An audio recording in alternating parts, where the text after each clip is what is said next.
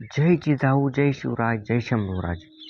थकून भागून दमून एखाद्या झाडाखाली बसावं, झाडाखाली विंचू निघावा, विंचवाला मारण्यासाठी दगड उचलावा, दगडाखालून साप निघावा, सापाला पाहून पळत सुटावं, पळता पळता विहिरीत पडावं, विहिरीत मगर दिसावी, मगरीला पाहून पुन्हा वर यावं, वर यावं तर वाघ दिसावा, वाघाला पाहून पुन्हा त्याच विहिरीत उडी घ्यावी आणि उडी घेता घेता एखाद्या फांदीला लटकावं आणि फांदीला लटकून तोंडात एखादा मधाचा थेंब पडावा. त्याचप्रमाणे छत्रपती शिवरायांनी हिंदवी स्वराज्याची स्थापना केली. अशा या छत्रपतींचा जन्म इसवी सन 1630 या साली 19 फेब्रुवारी या तारखेला झाला. म्हणजेच आज त्यांचा जन्मदिवस आपण साजरा करतो. आपल्या महाराजांबद्दल जर थोडक्यात सांगायचं म्हटलं तर खरं तर 2 शब्दामध्ये सांगता येणार नाही, इतका मोठा महाराजांचा इतिहास आहे की तो सांगता सांगता आपल्याला पूर्ण दिवस देखील कमी पडेल किंवा आयुष्य कमी पडेल, इतका मोठा इतिहास आपण म्हणू शकतो. 50 वर्षांचे आयुष्य महाराजांना जरी लाभले, कीर्ती इतकी पसरलेली आहे. एका कवीने त्याच्या महाराजांच्या बोटात जेवढी ताकद आहे तेवढी औरंगजेबाच्या संपूर्ण शरीरात देखील. असा हा प्रौढ प्रताप पुरंदर क्षत्रिय कुलावतंस सिंहासनाधीश्वर राजाधिराज श्रीमंत शिवछत्रपती शिवाजी महाराज यांचा जयघोष करत आपण शिवजयंती साजरी करतो. जयंती साजरी करतो म्हणजे अजून एक वर्ष आपण महाराजांचा अजून एक नवीन वर्ष सुरू होत आहे आणि महाराजांचं एक अजून वर्ष पूर्ण झालं.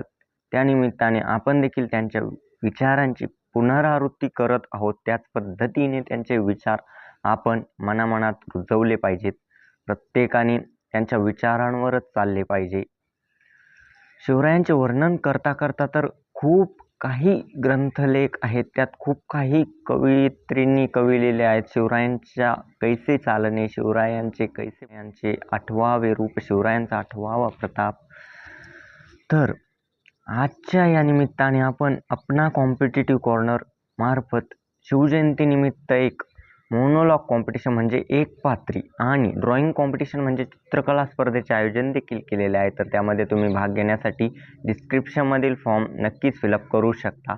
तिथे फॉर्म भरून आता एक मोनोलॉग म्हणजे एक पात्री म्हणजे काय, तर छत्रपतींचे एक भाषण समजले तरी ठीक आहे किंवा छत्रपतींचे उद्गार, तुम्ही एक मिमिक्री टाईप म्हणतो ना आपण, त्यांचे विचार उद्गार एखाद्या मावळ्याप्रमाणे सांगायचे, म्हणजेच एक त्या टाईपचं मोनोलॉग कॉम्पिटिशन देखील आहेत. आणि ऑफकोर्स त्याचे प्राईज वगैरे सुद्धा वितरण्यात करण्यात येणारच आहे. त्यामुळे जास्तीत जास्त विद्यार्थ्यांनी भाग घ्यावा.